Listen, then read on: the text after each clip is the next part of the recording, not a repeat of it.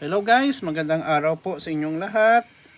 Ito naman po ang kaibigan nyo si Jake. Sa video natin ngayon, pag-usapan naman natin ang hidwaan ni Vice President Sara Duterte Carpio at Pangulong Bongbong Marcos Jr.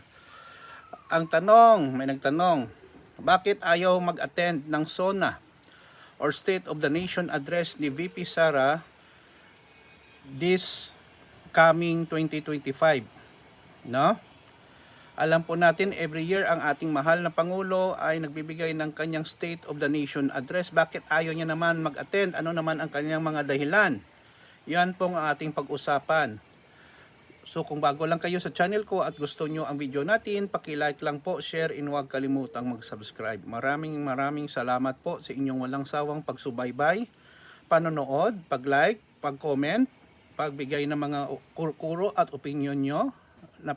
I really appreciate guys, no? So, ang tanong, bakit ayaw naman mag-attend ng SONA, no? Si Vice President Sara Duterte Carpio, no, sa kay Pangulong Ferdinand Bongbong Marcos this coming July 28, 2025.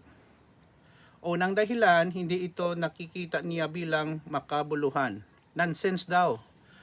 Hindi naman natin siya mabisisisi kasi nandoon nga sa dahig, no, si Tatay Digong nakulong nga, no, sa crimes against humanity. So ang tumulong sa paghuli, no, kay Tatay Digong at sinurrender sa ICC authorities or International Court ay ang ating mahal na Pangulo si Bongbong Marcos. Ayon sa kanya, hindi magbibigay ng substantial na impormasyon ang Pangulo para sa bansa.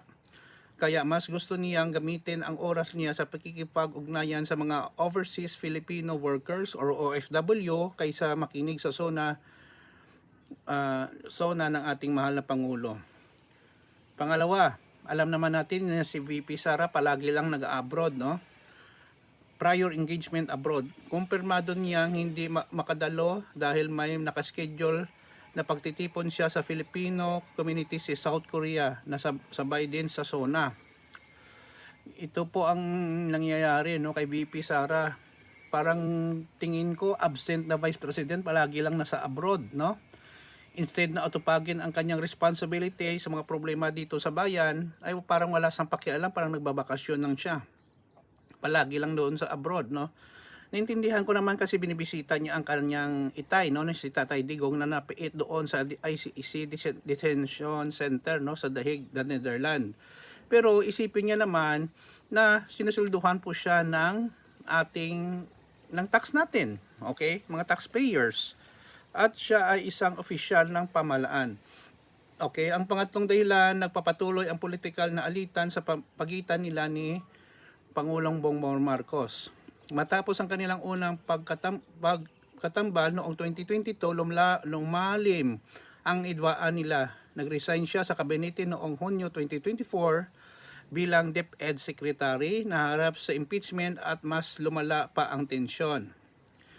Dagdag pa dito, na-impeach siya sa Kamara noong Pebrero 5, 2025 dahil sa mga aligasyon ng katiwalian at banta sa Pangulo at iba pang opisyal.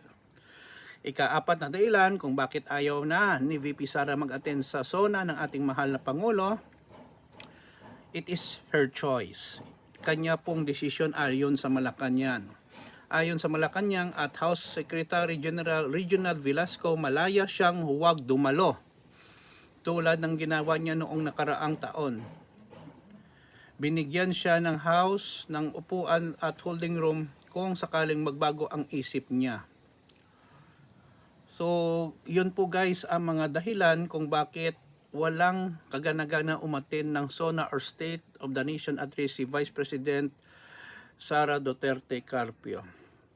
Sana po may naintindihan po tayo sa ating discussion, no? Ngayong araw. Maraming salamat sa inyong panonood. Kung may comment kayo, pakilagay lang po sa comment section ng ating video. Mahal ko kayo. Please like, share, and huwag kalimutan mag-subscribe sa channel ko. Ingat po tayo lagi. Ito naman pong kaibigan si Jake. Paalam. See you in the next video guys. I love you all.